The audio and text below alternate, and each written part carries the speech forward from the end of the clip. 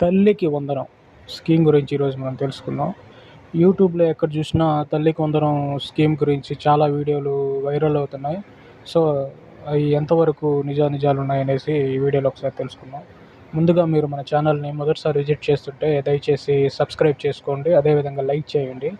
So, ఇప్పుడేంటంటే తల్లికి వందనం అనే స్కీమ్‌కి ఎలాంటి డాక్యుమెంట్స్ కావాలా? ఏంటి? అసలు ఈ స్కీమ్ ఎవరికి వర్తిస్తుంది? గవర్నమెంట్ స్కూల్‌కి వెళ్ళే వాళ్ళకి వర్తిస్తుందా? లేకపోతే ప్రైవేట్ స్కూల్‌కి వెళ్ళే వాళ్ళకి కూడా వర్తిస్తుందా? లేకపోతే ఇది విధి విధానాలు ఏ విధంగా ఉన్నాయి అనే విషయాన్ని ఇప్పుడు మనం తెలుసుకుందాం. ఫస్ట్ ఆఫ్ ఆల్ మనకి రీసెంట్‌గా ఒక 4 డేస్ బ్యాక్ ఏంటంటే గవర్నమెంట్ నుంచి జీవో అనేది ఒకటి రిలీజ్ చేసింది. దాంట్లో ఏమని మెన్షన్ చేశారంటే తల్లికి అంటే స్టూడెంట్‌కి కాకుండా ప్రతి తల్లికి రూ. 15,000 అనేది తల్లికి వందనం స్కీమ్ కింద రిలీజ్ చేస్తామని చెప్పి ఆ జీవోలో పేర్కొన్నారు. సో, వాస్తవానికి గవర్నమెంట్ నుంచి ఇంకా ఎటువంటి విధి విధానాలు అనేది ఇంకా డిసైడ్ చేయలేదు. కానీ మన కొన్ని యూట్యూబ్ ఛానల్‌లో ఏంటంటే ఆధార్ కార్డ్ అనేసి, బ్యాంక్ అకౌంట్ అనేసి, మొబైల్ నంబర్ లింక్ ఉండాలి ఆధార్ కార్డ్‌కి అనేసి చెప్తున్నారు.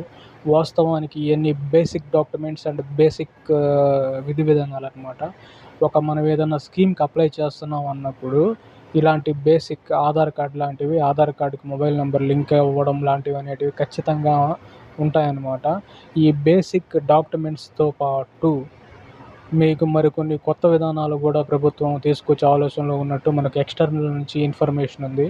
అదేవిధంగా తల్లికి ఏదైతే 15,000 అని చెప్పారో ఈ 15,000 అనేది కూడా మనకి ఇంతకుముందు పాత ప్రభుత్వం వైఎస్ఆర్‌సీపీ ప్రభుత్వం ఏదైతే ఉందో దాంట్లో ఎట్లా స్టార్టింగ్‌లో 15,000 ఇచ్చిన తర్వాత ఆయాలకి 2,000 డిడక్షన్ చేసి ఆడ పనిచేసే ఆయాలకి జీతాలని చెప్పి తర్వాత 13,000 అనేది ఎట్లా అకౌంట్‌లో వేశారో అదేవిధంగా ఇప్పుడున్న కొత్త ప్రభుత్వం కూడా ఆలోచన విధానంలో ఉందని మనకి తెలుస్తుంది.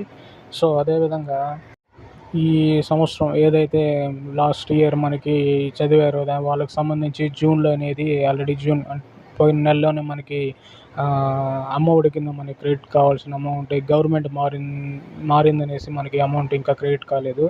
సో, ఇంకొక మెయిన్ అప్డేట్ ఏందంటే ఈ సంవత్సరానికి అనేటివి మనకి తల్లికి వందనం అనేది మనకి రాదని మనకి క్లియర్‌గా తెలుస్తుంది. అదేవిధంగా ఇప్పుడు ఏదైతే క్లాసెస్ అనేటివి ప్రారంభమయ్యాయో ఐటీకి సంబంధించి వచ్చే సంవత్సరం ఏదైతే జూన్ నెలలో మనకి తల్లికి వందనం కింద ఈ స్కీమ్ అనేది స్టార్ట్ చేస్తారని అప్డేట్ ఉంది. సో, ఇది ఎంతవరకు వాస్తవం ఏంటనేసి మనకి ఫుల్ ఇన్ఫర్మేషన్ అనేది ఎక్కడ గవర్నమెంట్ ఇంకా ప్రకటించలేదు. సో, వీటి మీద స్టిల్ ఇప్పటి వరకు కూడా విధి విధానాలు అనేటివి ఇంతవరకు ఎలాంటి ప్రిపేర్ చేయలేదు. కేవలం ఆ జీవోలో ఆ ఒక్క అప్డేట్ మాత్రమే ఇవ్వడం జరిగింది.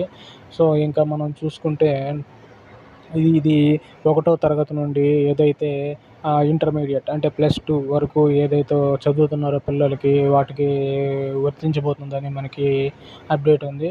సో, అదేవిధంగా చూసుకుంటే ఇంకొక మెయిన్ అప్డేట్ ఏంటంటే ఇప్పుడు ఎవరైతే 5 సంవత్సరాలు దాటిన పిల్లలు ఉంటారో వాళ్ళకి బయోమెట్రిక్ అనేది చాలామంది తల్లిదండ్రులు అప్డేట్ చేసి ఉండరు.